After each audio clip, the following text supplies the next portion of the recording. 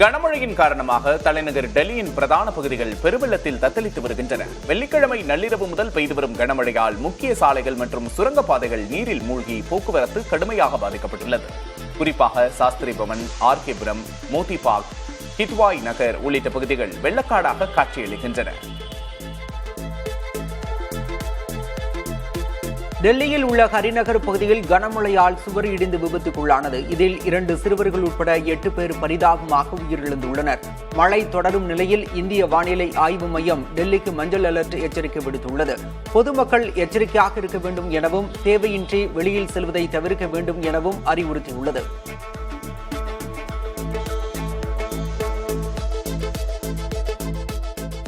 டெல்லியில் பெய்து வரும் கனமழையால் இந்தியாவின் மிகப்பெரிய விமான நிலையங்களில் ஒன்றான டெல்லி இந்திரா காந்தி விமான நிலையத்தின் விமான சேவை கடுமையாக பாதிக்கப்பட்டது. நாள்தோறும் சுமார் 1300 விமானங்களை கையாண்டு வரும் இந்த விமான நிலையத்தில் 325 விமானங்கள் தாமதமாக இயக்கப்பட்டன. சில விமானங்கள் ரத்து செய்யப்பட்டன. 6 விமானங்கள் வேறு விமான நிலையங்களுக்கு திருப்பி விடப்பட்டன. இதனால் பயணிகள் கடும் சிரமத்திற்கு ஆளாகினர்.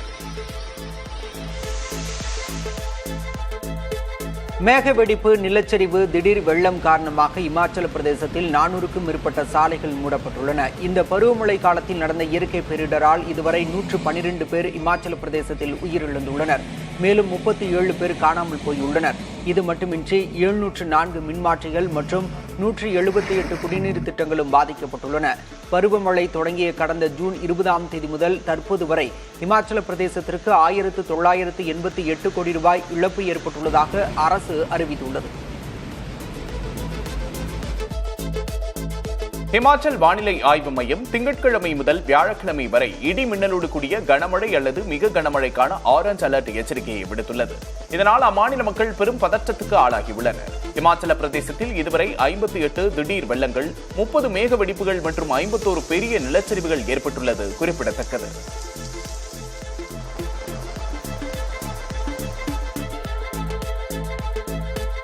உத்தராகண்ட் மாநிலம் ருத்ரபிரயாக்கில் உள்ள கேதார்நாத் தேசிய நெடுஞ்சாலையில் பயங்கர நிலச்சரிவு ஏற்பட்டது. அங்குள்ள ஜவாடி பகுதியில் இச்சம்பவம் நிகழ நல்வாய்ப்பாக வாகன ஓட்டிகள் உயிர் தப்பினர்.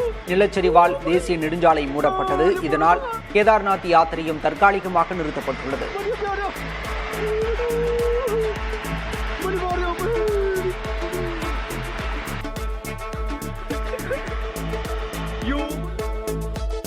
தெலங்கானா தலைநகர் ஹைதராபாத்தில் தொடர் கனமழையால் சாலைகளில் வெள்ளம் சூழ்ந்தது. நகரின் பல பகுதிகளில் மழைநீர் தேங்கியதால் வாகன ஓட்டிகள் மிகுந்த சிரமம் அடைந்தனர். முழங்கால் அளவுக்கு நீர் தேங்கி இருந்ததால் வாகனங்கள் ஊர்ந்து செல்ல வேண்டிய நிலை ஏற்பட்டது.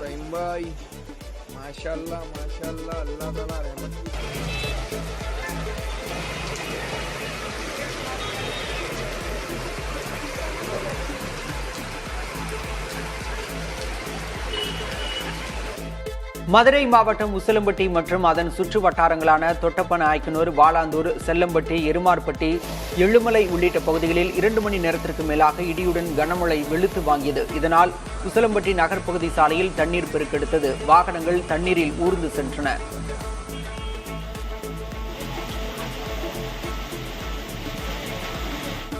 திருப்பத்தூர் மாவட்டம் வாணியம்பாடி மற்றும் அதன் சுற்றுவட்டார பகுதிகளில் கனமழை பெய்தது. இதனால் வெப்பம் தணிந்து குளிர்ச்சியான சூழல் நிலவியது. பெரம்பலூர் மற்றும் அதன் புறநகர் பகுதிகளான சங்குப்பேட்டை, பாளையரை துறைமுகங்களில் அரை மணி நேரத்திற்கும் மேலாக கனமழை கொட்டியது. இதனால் பெரம்பலூர் ஆத்தூர் சாலையில் தண்ணீர் தேங்கியது.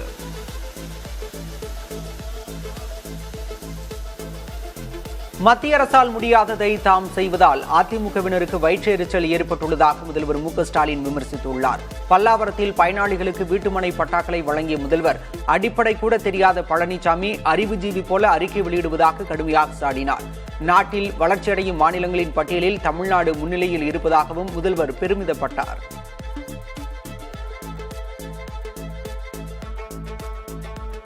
அரசியல் காழ்ப்புணர்ச்சியால் அதிமுகவின் திட்டங்களை திமுக அரசு நிறுத்தியதாக முன்னாள் முதல்வர் எடப்பாடி பழனிசாமி விமர்சித்துள்ளார். சேலத்தில் நடந்த நிகழ்ச்சியில் கலந்து கொண்ட பழனிசாமி மக்களின் ஆதரவோடு அதிமுக ஆட்சி அடுத்த ஆண்டு மலரும் என கூறினார். அதிமுக சிறப்பான கூட்டணியை அமைக்கும் என்றும் பழனிசாமி கூறினார். ராமதாஸை சுற்றி சில தீய சக்திகள் இருப்பதாக அக்கட்சியின் தலைவர் அன்புமணி கூறியுள்ளார். மாமல்லபுரத்தில் நடைபெற்ற பாமக பொதுக்குழு கூட்டத்தில் பேசிய அவர், பொதுக்குழுதான் தலைவரை தேர்வு செய்யும் என்றார். ராமதாஸ் வருவார் என்ற நம்பிக்கை உள்ளதாகவும் அன்புமணி குறிப்பிட்டார். பாமகவின் தலைவராக அடுத்த ஓராண்டுக்கு அன்புமணியை நீடிப்பார் என்று தீர்மானம் நிறைவேற்றப்பட்டுள்ளது. அன்புமணி தலைமையில் அவர் ஆதரவு பாமக நிர்வாகிகளுடன் பொதுக்குழு கூட்டம் நடைபெற்றது. அதில் அடுத்த ஓராண்டுக்கு அன்புமணியே பாமகவின் தலைவராக நீடிப்பார் உள்ளிட்ட தீர்மானங்கள் நிறைவேற்றப்பட்டுள்ளன. பாமகவின் மகளிர் மாநாடு இன்று மயிலாடுதுறை மாவட்டம் பூம்புகாரில் நடைபெறவுள்ளது. இந்த மாநாட்டிற்கு மகளிர் திரளாக பங்கேற்க வேண்டும் என பாமக நிறுவனர் ராமதாஸ் அழைப்பு விடுத்துள்ளார். அப்போது அன்புமணி தலைமையில் நடந்த பாமக பொதுக்குழு பற்றிய கேள்விக்கு அது பற்றி கூற ஒன்றும் இல்லை என ராமதாஸ் தெரிவித்துள்ளார். கர்நாடக சட்டப்பேரவை தேர்தலில் முறைகேடுகள் நடந்ததாக ராகுல் காந்தி குற்றம் சாட்டிய நிலையில் அதற்கான ஆதாரங்களை உறுதிமொழி பத்திரத்துடன் தாக்கல் செய்யுமாறு இந்திய தேர்தல் ஆணையம் மீண்டும் வலியுறுத்தியுள்ளது. ராகுல் காந்தி தனது குற்றச்சாட்டுகளுக்கு ஆதாரங்களை கொடுக்கவில்லை என்றால் அவர் நாட்டு மக்களிடம் மன்னிப்பு கேட்க வேண்டும் என்றும் தேர்தல் ஆணையம் கூறியுள்ளது. வாக்கு திருட்டு நடைபெற்றதாக காங்கிரஸ் மூத்த தலைவர் ராகுல் காந்தி குற்றஞ்சாட்டிய நிலையில் தேர்தல் ஆணையத்தின் இணையதளத்தில் இருந்து பல மாநிலங்களின் வாக்காளர் பட்டியல்கள் காணாமல் போயுள்ளதாக குற்றச்சாட்டு எழுந்துள்ளது. ஆனால் இந்த குற்றச்சாட்டை தேர்தல் ஆணையம் திட்டவட்டமாக நிராகரித்துள்ளது. இது தவறான தகவல் என்று தேர்தல் ஆணையம் குறிப்பிட்டுள்ளது.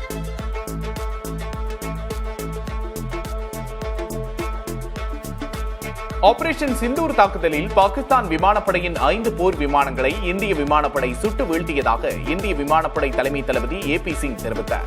மேலும் ஒரு பெரிய ரக விமானமும் சுட்டு வீழ்த்தப்பட்டதாக அவர் குறிப்பிட்டார். சுமார் 300 கிலோமீட்டர் தொலைவிலிருந்து ஏவுகணையின் மூலம் அந்த பெரிய விமானம் தாக்கப்பட்டதாகவும் இதுவே இந்திய விமானப்படையின் மிக நீண்ட தூர தாக்குதல் என்றும் அவர் குறிப்பிட்டார்.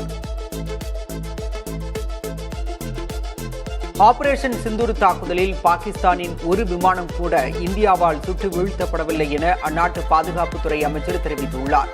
இந்திய விமானப்படை தலைமை தளபதியின் கூற்று நம்பத்தகுந்தவை அல்ல என்றும் அவர் கூறியுள்ளார்.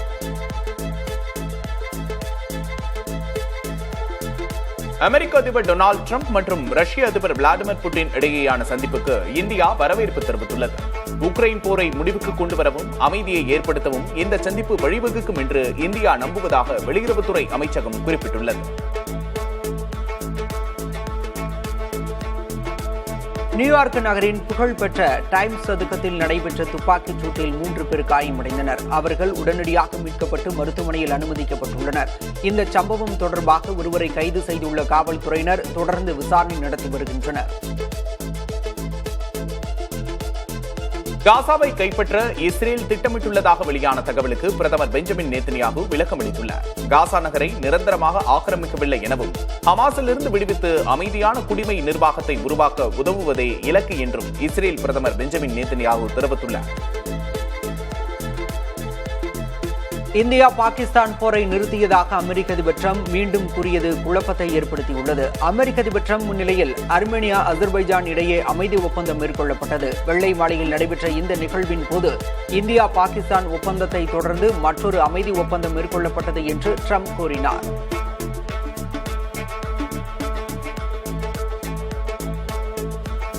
இந்தியாவின் யூனியன் பிரதேசமான லடாக்குக்கு தனி மாநில அந்தஸ்து உள்ளிட்ட 4 கோரிக்கைகளை முன்வைத்து அப்பகுதி மக்கள் தங்களது 3 நாள் உண்ணாவிரத போராட்டத்தை துவங்கியுள்ளனர்.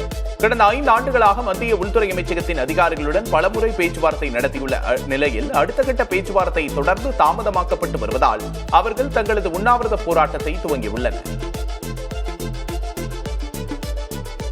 மகாராஷ்டிரா சட்டப்பேரவை தேர்தலின் போது மகா விகாஸ் அகாதி கூட்டணிக்கு 160 இடங்களை பெற்றுத் தருவதாக சிலர் தன்னிடம் கூறியதாக தேசியவாத காங்கிரஸ் கட்சி தலைவர் சரத்பவார் தெரிவித்துள்ளார். இருப்பினும் அந்த நபர்களின் பெயரை வெளியிடாத சரத்பவார் அவர்கள் அளித்த சலுகையை தாமும் ராகுல் காந்தியும் நிராகரித்துவிட்டதாக தெரிவித்தார். திருப்பதி ஏழுமலையான் கோவிலில் பௌர்ணமி கருட சேவை விமர்சையாக நடைபெற்றது. மலையப்ப சுவாமி ஸ்ரீதேவி பூதேவியுடன் கருட வாகன புறப்பாடு நடைபெற வளாகத்தில் காத்திருந்த திரளான பக்தர்கள் தரிசனம் செய்தனர். அடுத்த மாதம் திருமலையில் பிரம்மோற்சவம் கருட சேவை நடைபெறும். அதில் லட்சக்கணக்கான பக்தர்கள் பங்கேற்க இருக்கும் சூழலில் அதன் முன்னோட்டமாக திருமலையில் பௌர்ணமி கருட சேவை நடத்தப்பட்டது.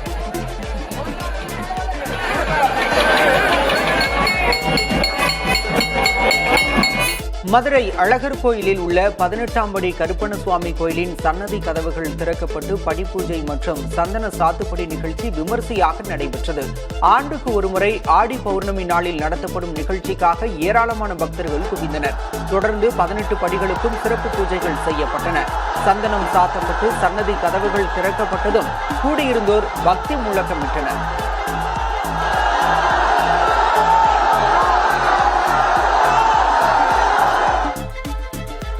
திமுக கூட்டணியில் எதையும் எதிர்பார்த்து தாங்கள் இல்லை என மதிமுக பொதுச் செயலாளர் வைகோ தெரிவித்துள்ளார். தூத்துக்குடியில் பேசியவர் எத்தனை சீட் கிடைக்கும் என்று கணக்கு போட்டுக்கொண்டு திமுக கூட்டணியில் தாங்கள் உட்காரவில்லை என்று கூறினார். கடலூர் விருத்தாச்சலத்தில் உள்ள கொளஞ்சியப்பர் அரசு கலைக்கல்லூரியில் தேர்வுத்தாள் ஒன்றை இணைய வழியில் தேர்வு செய்யாததால் சுமார் 130 மாணவர்களுக்கு பட்டம் நிறைவுச் சான்றுகள் வழங்குவதில் சிக்கல் எழுந்தது. இணைய வழியில் தேர்வுக்கான பணம் செலுத்துவதற்கு அளவு திருத்தம் என்ற பிரிவு தேர்வுத்தாள் பட்டியலில் குறிப்பிடப்படவில்லை என கூறப்படுகிறது. மாணவர்களும் அந்த ஒரு தாளினை தேர்வு செய்யாமல் மற்ற தாள்களுக்கு மட்டும் பணத்தை கட்டியதாக கூறப்படுகிறது. ரிசர்வ் வங்கியின் பெயரில் போலி ஆவணங்கள் தயாரித்து இரிடியம் விற்பனை மோசடியில் ஈடுபட்ட வழக்கில் முக்கிய குற்றவாளியான மாரிமுத்து என்பவரை சிபிசிஐடி காவல்துறையினர் கைது செய்துள்ளனர். இரிடியம் விற்பனை மோசடி தொடர்பான வழக்கை விசாரித்து வரும் சேலம் சிபிசிஐடி காவல்துறையினர் அடுத்தடுத்து 14 பேரை கைது செய்துள்ளனர். கடந்த 3 மாதங்களாக தலைமறைவாக இருந்த மாரிமுத்து தற்போது பிடிபட்டுள்ளார். விருதுநகர் மாவட்டம் ஸ்ரீவில்லிபுத்தூர் அருகே மது போதையில் இருந்த இளைஞர் சாவி தொலைந்ததால் புகைக்குண்டின் வழியே சொந்த வீட்டுக்குள் நுழைய முற்பட்ட போது மூச்சு திணறி உயிரிழந்தார். மம்சாபுரத்தைச் சேர்ந்த பிரபாகரன் கோபத்தில் தாய் வீட்டுக்கு சென்ற மனைவியை சமாதானப்படுத்துவதற்காக மாமியார் வீட்டுக்கு சென்றுள்ளார். அங்கிருந்து மது போதையில் வீடு திரும்பிய அவர் சாவியை காணாமல் தேடியுள்ளார். சாவி கிடைக்காததால் மாடியிலிருந்து சமையல் அறையின் புகைக்குண்டின் வழியே வீட்டின் உள்ளே இறங்க முயன்றுள்ளார். எம்ஜிஆரை பற்றி பேசினால் திருமாவளவன் காணாமல் போய்விடுவார் என்று அதிமுக பொதுச் செயலாளர் பழனிசாமி கடும் பதிலடி கொடுத்துள்ளார். பார்ப்பனியத்தை ஊக்குவித்ததாக எம்ஜிஆர் குறித்து திருமாவளவன் விமர்சித்திருந்தார். இதற்கு எதிர்வினையாற்றிய பழனிசாமி சாதி பாரபட்சமின்றி அனைத்து சமூகத்தினரும் உள்ள கட்சி அதிமுக என்று குறிப்பிட்டார். எம்ஜிஆரை அவமதிக்கும் நோக்கம் தனக்கு இல்லை என விடுதலை சிறுத்தைகள் கட்சியின் தலைவர் திருமாவளவன் விளக்கம் அளித்துள்ளார். திருச்சி விமான நிலையத்தில் செய்தியாளர்களிடம் பேசிய அவர் எம்ஜிஆர், ஜெயலலிதா ஆகியோர் சாதி எல்லைகளை கடந்தவர்கள் என்பது அனைவருக்கும் தெரியும் என குறிப்பிட்டார். பொது தொகுதியில் திருமாவளவன் போட்டியிடுவதற்கு திமுக கூட்டணி அனுமதிக்குமா என்று நாம் தமிழர் கட்சியின் ஒருங்கிணைப்பாளர் சீமான் கேள்வி எழுப்பியுள்ளார். மதுரை விமான நிலையத்தில் செய்தியாளர்களிடம் பேசியவர் பெரியார், அண்ணா வழியில் வந்தவர்கள் என கூறும் திமுகவினர் செய்யாத பலவற்றை ஜெயலலிதா ஆட்சியில் இருக்கும்போது செயல்படுத்தியதாக குறிப்பிட்டார். தேர்தலின் போது பொது தொகுதியில் பட்டியலினத்தைச் சேர்ந்த தமிழரை வேட்பாளராக திமுக நிறுத்துமா என்றும் சீமான் கேள்வி எழுப்பினார். மடப்புரம் கோயில் காவலாளி அஜித்குமார் கொலை வழக்கில் புகார் கொடுத்த நிகிதா முன்னுக்கு பின் முரணான தகவல்களை அளித்தது தெரியவந்துள்ளது. தனது காரில் இருந்து அஜித்குமார் நகை திருடியதாக நிகிதா புகார் அளித்திருந்த நிலையில் அந்த புகாரே பொய்யாக இருக்கலாம் என சிபிஐ விசாரணையில் தெரியவந்துள்ளதாக தகவல் வெளியாகியுள்ளது. நிகிதாவின் காரை ஒருவர் அல்ல 2 பார்க்கிங் செய்திருப்பதும் விசாரணையில் தெரியவந்துள்ளது.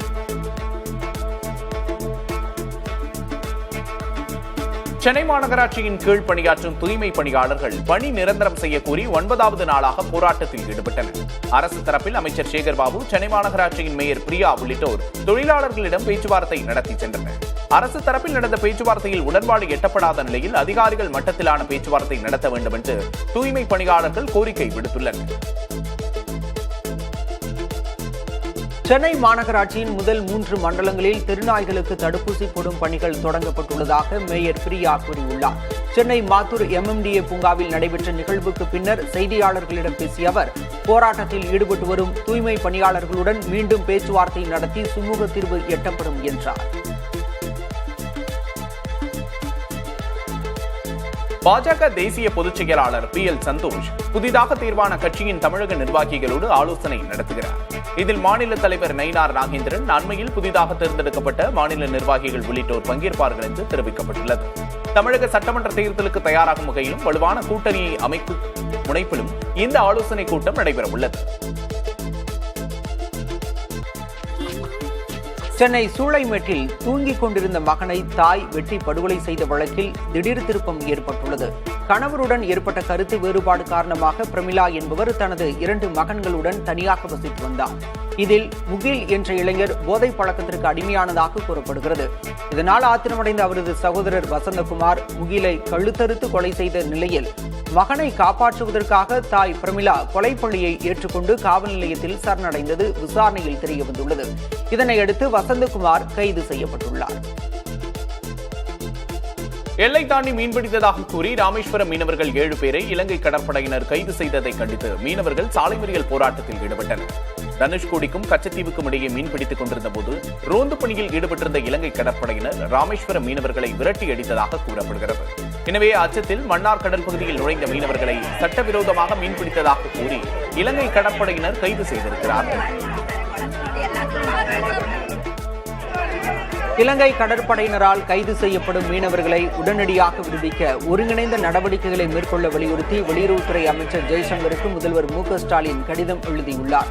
கைதாகும் மீனவர்கள் சிறையில் நீண்ட காலமாக வைக்கப்படுவதால் வாழ்வாதாரம் பாதிக்கப்படுவதோடு அவர்களின் குடும்பங்களுக்கு கடுமையான மன உளைச்சலையும் நிதி நெருக்கடியையும் ஏற்படுத்தியுள்ளதாகவும் முதல்வர் குறிப்பிட்டுள்ளார். நடிகர் விக்ரம் பிரபு மற்றும் எல்.கே. அக்ஷய்குமார் ஆகியோர் நடிப்பில் உருவாகியுள்ள திரை பட ஃபர்ஸ்ட் லுக்கை இயக்குனர் லோகேஷ் கனகராஜ் வெளியிட்டார். டானாகரன் இயக்குனர் தமிழின் கதையை வைத்து வெற்றிமாறனின் இணை இயக்குனர் சுரேஷ் ராஜகுமாரி இயக்கியுள்ள திரைப்படம் சிறை. இப்படத்தை 7 ஸ்கிரீன் ஸ்டுடியோ சார்பில் லலித் குமார் தயாரித்துள்ளார். இப்படத்திற்கு ஜஸ்டின் பிரபாகர் இசையமைத்துள்ளார். தனியார் வங்கியான ஐசிஐசிஐ அதன் வங்கி சேமிப்பு கணக்கின் குறைந்தபட்ச இருப்பு தொகையை 50,000 ரூபாயாக உயர்த்தி இருப்பதாக அறிவித்துள்ளது. புதிய விதிமுறைகள் ஆகஸ்ட் 1 முதல் அமலுக்கு வந்திருப்பதாகவும் அப்போதிலிருந்து தொடங்கப்படும் புதிய கணக்குகளுக்கு மட்டுமே இது பொருந்தும் என்றும் கூறியுள்ளது. அதன்படி பெருநகர மற்றும் நகர்ப்புறங்களில் உள்ளவர்களில் ஐசிஐசிஐ வங்கியில் புதிதாக சேமிப்பு கணக்கு தொடங்கினால் குறைந்தபட்ச இருப்பு தொகையாக 50,000 ரூபாயை வைத்திருக்க வேண்டும். நைஜீரியாவில் ஒசுன் ஒசோக்போ திருவிழா கோலாகலமாக நடைபெற்றது. ஒசு நாட்டில் சடங்குகள் செய்து வழிபடுவது நைஜீரிய மக்களின் நம்பிக்கையாக உள்ளது. அந்த வகையில் ஆற்றில் திரண்ட ஏராளமானோர் பல்வேறு சடங்குகளை செய்து வழிபட்டனர்.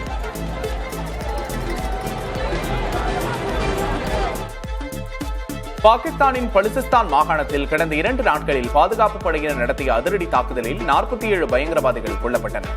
ஆப்கானிஸ்தானின் எல்லைக்கு அருகில் உள்ள சம்சாபாவில் நடந்த தேடுதல் வேட்டையில் முதல் நாளில் 33 பயங்கரவாதிகளும் 2ஆம் நாளில் 14 பயங்கரவாதிகளும் சுட்டுக் கொல்லப்பட்டதாக பாகிஸ்தான் ராணுவம் தெரிவித்துள்ளது.